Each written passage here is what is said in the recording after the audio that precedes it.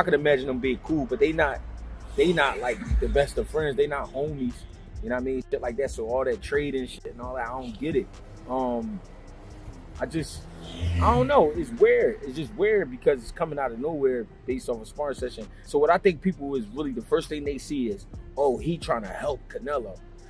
All right, let's try this though. Let's wear a different hat. What if he out there beating the shit out of Canelo and he taking something out of him that could help Bud?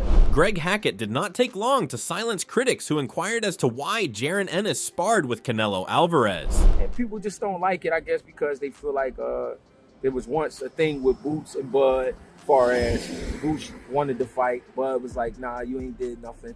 I'm moving on. All right, cool. That was Bud's decision.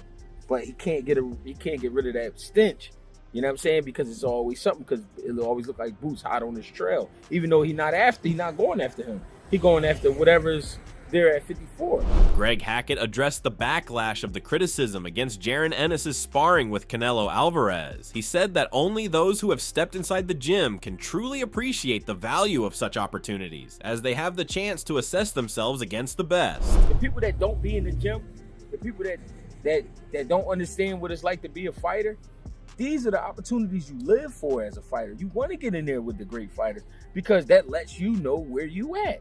You know what I'm saying? People don't understand that, but they're going to say whatever they say. Hackett admitted that critics will never be pleased, and it is especially so given the timing of the fighting session, but emphasized that fighters are bred on such moments in order to hone their art and advance. I can understand the time, and I do understand that part, but at the same time, we all know we can't stop time. We can't make it move faster. Time gonna roll how it roll, and you know that's just is what it is. Ennis and Terence Crawford were both filtered in frame as high-level technicians who work with precision. Going in the ring with either one in a sparring scenario means learning their habits, which can be used against you in the future. The idea of Boots sparring with Canelo brought lots of questions to the minds of many fans, whether such training would tell more than it should until a future encounter with the latter, but some also believed that the step was a good move. This included trainer Jose Benavidez Sr., who felt the session was beneficial to both fighters, as well as being a form of motivation to the champion. Well, I think it's a great thing, you know, to give Canelo maybe a little bit more confidence that he is sparring somebody really good. Ennis is a really good fighter, and I think that would be a good motivation, you know, for Canelo Alvarez. Jose Benavidez Sr. presented his opinion regarding the move of Canelo hiring Boots Ennis into his team. He explained how out of character such a move was by Canelo in his previous decisions, and how it may have been a choice to find that additional incentive, or simply to push himself a bit, or add a mental fire to his training. He's never brought anybody really good to his camp until this time. Maybe he's lacking enough of confidence, or maybe he just wants to use them to trick the people, or, I mean, it's very awkward and very funny that he brought Ennis to his camp, you know, so, but at the end of the day, they know what they're doing, you know, and we got to respect that. And it was widely viewed that the move of Canelo to welcome Ennis into his camp was a declaration of intent. It revealed that he is not just taking Crawford lightly, but also ready to train with some of the few fighters who can simulate Crawford's difficult style. In fact, Shawn Porter gave his response to the news of Boots Ennis training with Canelo on his podcast alongside Anthony Brennan. He also stressed the idea that although several fans felt that this was a major thing, it was only important when people knew what Boots did to train and what he contributed to the table. Did you see that he got Boots Ennis in training? Means nothing. No, listen to me. It means nothing. It means nothing. It means nothing. Unless you know how Boots train. Since he is in the gym, Canelo will also be aware of how an agile and explosive boxer works, and this will aid in the development of timing, defense, and the accuracy of counterpunches. Shawn Porter indicated that training a fighter to championship levels needs factors that take the fighter to the edge. He added that the appropriate variety of preparation may come in other forms as special sparring partners who feature top-level abilities. I mean, that's excellent work, you know, and it causes. I always say this: when you're training for a championship fight, you need something that's going to raise your level. You never know exactly what it is. It could be running in the mountain. It could be, you know, a specific sparring partner that you have. He went on to extend some concerns to Canelo, saying that Canelo has some of the skills to replicate most of what Crawford will present in the ring. Porter went as far as to say that just a couple of rounds with a man of his caliber could provide Canelo with much needed experience in preparation to fight. What is even more interesting about this decision is the degree to which Ennis resembles Crawford in his treading. Both athletes can control the tempo, bamboozle their rivals with feints, and land authoritative counters when it is unexpected. They also possess the perfect combination of speed, timing, and ring IQ, as well as a distinct ability to adjust in the middle of the fight, transforming technical changes into tactical advantages. I personally think that this move right here got me a little concerned about my boy, because this dude right here is the goods, has the ability to do a lot of what Canelo's gonna see on fight night, and all he needs is a couple of reps of seeing it. And you know, it's not often you can find someone who can duplicate the guy that you're getting in the ring with. Who the hell did you spar with to get ready for Fondor? Andre Rozier commented on the decision of Jaron "Boots" Ennis as a sparring partner of Canelo Alvarez. He attributed that Boots is a dual stance fighter who can easily change sides like Terence Crawford, and therefore, that makes him the right man to have Canelo ready. Such sparring, according to Rozier, could only be beneficial to Canelo, which was one of the reasons why other versatile fighters were present at camp supporting him. Is that the best place for Canelo to spar to get ready for Crawford? I would think it would be, because he ambidextrous as is Crawford, so it can do nothing but help him. And he has Yolendis Hernandez also helping, another fighter who is ambidextrous, so it helps. And we just want to see him do what he has to do, because this is a great fight. Andre Rozier indicated that this move by Canelo Alvarez to confront Jaron Ennis in a sparring session was very tactical. He said that Ennis could switch stances, which, combined with his youth and strength and speed and punching power, would make him a perfect sparring partner of the type that was going to face Crawford. Canelo bringing Boots into camp, does that lower Crawford's chances to you? It doesn't help. I'll tell you that much. It's a very, very astute move to bring someone who switches from lefty to righty.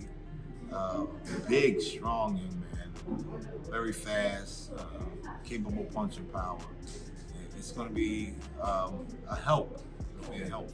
In Canelo, training with a fighter who represents that style is more than putting time in. It is a matter of psychiatry. He needs to witness, experience, and deconstruct the rhythm of a fighter like Crawford, and then only gets to step under the lights. This strategy indicates that his camp is aware of how critical the situation is, and that preparedness for all eventualities would be vital. Andre Rozier contemplated the size and weight discrepancy that Canelo Alvarez held as the fight approached. That said, Canelo had a long time competing at higher weight classes, thus having an inherent advantage. But Rozier also remarked that Crawford had the attributes, the talent, and the drive to move beyond those setbacks and bring a true vibrance to the match. I think I'm always under the direction of the bigger, better man. And Canelo's the bigger guy in this fight, per se. He's been at that weight for some time. And Crawford is my guy. It's just 2 weight classes and everything else. It's going to be tough. But if anybody can bring some energy to this, it'll be Crawford. Showbiz the Adult shared his early comments about the training camp news and felt that Canelo Alvarez is in a calculated move to hire Jaron Ennis. He felt that Ennis had a similarly versatile and stance-changing style, and the ability to fight in a fashion that is similar to Terence Crawford, almost giving Canelo an identical simulation of what will happen on the night of the fight. He says this would hone his timing, his defensive reads, and his confidence in the lead-up to a high-stakes battle. I understand Boots Ennis and what he's preparing for, but really, the story is Saul Canelo Alvarez having the perfect prep with Jaron Boots Ennis. You cannot get more perfect of a preparation for Terence Bud Crawford than Jaron Boots Ennis. Terence Crawford being known as a big welterweight, his athleticism being great, his slickness, IQ, boxing ability. Check, check, check, check when it comes to Jaron Boots Ennis. He also informed about the preparations by Crawford in which the challenger was working to match the size and strength of Alvarez by sparring with even larger opponents. Still, Showbiz told me that the camp and planning Canelo has on his side played in his favor and told me that he thinks that Alvarez would win. Canelo Alvarez is definitely going to be prepared for Terence Bud Crawford.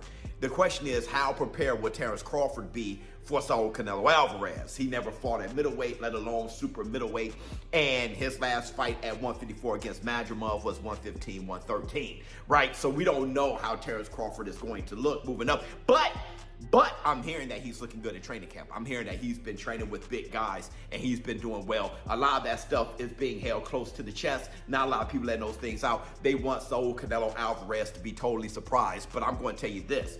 What just dropped today was a nuclear bomb.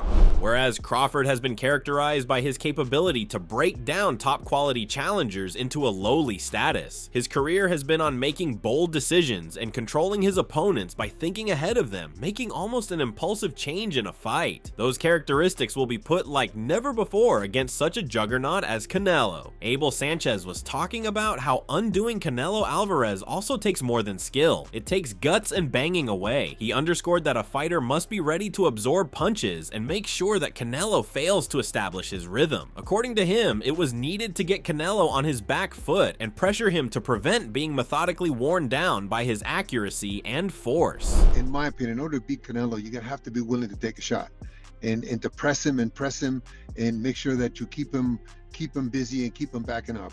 If you can't muscle him, if you can't be more effective than he is with his punches, and you push him back, then you're not going to beat him. Sanchez compared the strengths and tactics of Canelo to such fighters as Gennady Golovkin, Dmitry Bivol. He said that in case an opponent would allow Canelo to dictate the range, he would methodically attack arms and body until they would wear down. The only ones who were successful, he said, were fighters who were tough enough to stand with them and keep a high level of activity to disrupt Canelo. You leave him on the outside, he's going to pick you apart, he's going to pound your arms. He's so damn strong, just like Gennady was. Guys like Bivol that were able to press him and be stronger than him and just keep activity on him. Those are the kind of guys that are going to beat him. Terence, I don't care if he goes up to 200 pounds. It doesn't have that in time. Doesn't have that. If he would have done this, if he'd have fought 3 or 4 guys already at that weight and built up his work ethic and his strength by competing and by beating guys at that weight, then I could see it. Brandon Adams added his perspective on the looming clash, drawing from his own experience sparring with Dmitry Bivol during preparations for Canelo Alvarez. He highlighted that Canelo's physicality at 168 pounds is no joke, presenting a major hurdle for anyone stepping into that division for the first time, especially Terence Crawford. Adams stressed that Crawford would have to deliver a near-perfect performance, relying on sharp skills and flawless strategy to counter Canelo's size. As honest as I can be, this is going to be a huge mountain that Terence is going to have to move. Huge mountain. Reason why is because not only is Canelo the bigger man, he's a bigger man that's actually not bigger in height. No, he's just bigger just in width and depth.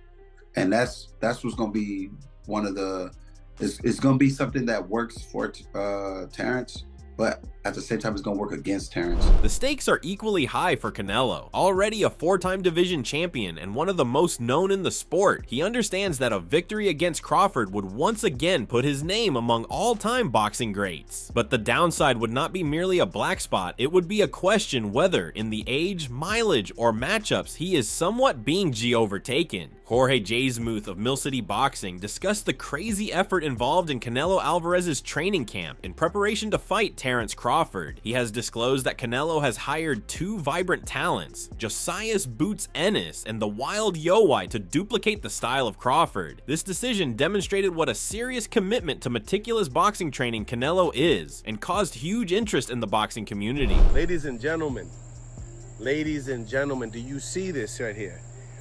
This makes a difference. When you're getting that look, that speed, that the instincts, the head movement, like a Jaron Boots Ennis leading up to this big fight September 13th in Vegas with Canelo Alvarez and Terence Crawford. Jaron Boots Ennis and Yo-Yo are definitely the top two guys to bring in. Jay Smoove went on to indicate that Ennis has not only been in camp to train Canelo, but also to relish the competitive environment his own himself. He stressed that Alvarez is not leaving anything to chance as he lines up high-caliber sparring in preparation for the potentially most defining and physically difficult fight of his life. A lot of people wanted to see Jaron Boots Ennis and Terence Crawford. I'm one of them as well. But nevertheless, you got Jaron Boots Ennis going out his way. Well, you know, a Canelo Alvarez camp. I know a few people that been in the, you know, the Canelo Alvarez camp, and yeah, he's paying. You know what I mean?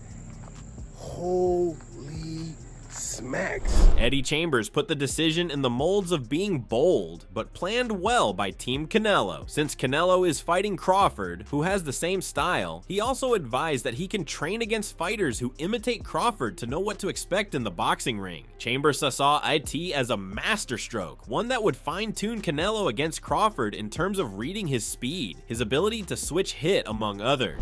That's a power move, like that's a smart move. Everybody knows in this area that Boots is one of the toughest you can get in the gym, especially around that weight. And if you can get him in camp, the speed, the skill, and you getting somebody who's prime, another champion to work with you, that's a smart power move. If I could do it, if I could have done it when I was coming up, I'd have done it too. You know what I mean? If I knew I had somebody like that I'd get work with. Like my situation when I had Tyson Fury. I had one of the best heavyweights in the world. You know what I mean? Analysts have shared similar sentiments, where Canelo simply needs a few perfect moments to have the tables turned in his favor, whereas Crawford may have to perform nearly without a flaw in every moment of the match. Lamont Roach Sr. was more even-handed in his analysis of the two fighters, but offered the hope that Crawford might surprise many despite what the odds might show. He explained this as a battle between two of the sporting giants, and it was hard to tell. Although he showed his preference for Canelo as a longtime fan, he noted that Crawford could be a real threat as well, owing to his skill set. I'm saying if anybody can upset somebody, it's Terence Crawford. You know, a lot of people won't line up with that on paper, but it's two great fighters, man. I'm just looking for a great fight. I'm trying to get away from predictions. I am a huge Canelo fan because he was in the same stable. We seen him fight up person and seen his greatness. But Terence Crawford is one of those guys, and if anybody can pull off the upset, it could be Terence Crawford. He has a strong team behind him, and he don't know how to lose. So, you know, he got that O on his record. Roach also touted Canelo as an extraordinary talent whose defensive sense, ability to counter-punch, and skills in terms of ring intelligence were matters of high caliber. He said that Canelo would be able to receive hits without losing focus, which was different from the majority of the fighters. Roach felt that due to size, experience, and polished technique, Canelo had a small advantage, but was aware of Crawford and how he could turn the tables in the battle at any moment. Canelo does everything well, pretty much. He got great defense. He can catch punches. He can slip punches. He has ring IQ, you know, set up shots. He can damn sure take a punch. But his skills level is up there with anybody. You know what I'm saying? His skill is up there with Terence Crawford. So, and he's the bigger guy. So I think he does try to remind people who he is. He might be up a little bit more for this fight too, because I know people predicting like a lot of people favoring the Canelo. It's a lot of people jumping in and saying Crawford gonna do something, and rightfully so. But Canelo got the whole tool bag, man. If you need to be reminded, go watch some of his tapes. And there it is, the conflict of skill, tactics, and tradition. Canelo Alvarez and Terence Crawford will have a place in the history of boxing. And now, people will have to wait to see how their rivals will shine in the world of boxing. Will the power and experience of Canelo reign supreme over the night? Or will the experience and pinpoint accuracy of Crawford stun the world? What do you think might happen in this mega fight? Your guesses in the comments. And hit that like button if you are excited about this fight. Whose side are you on disputing Canelo or Crawford?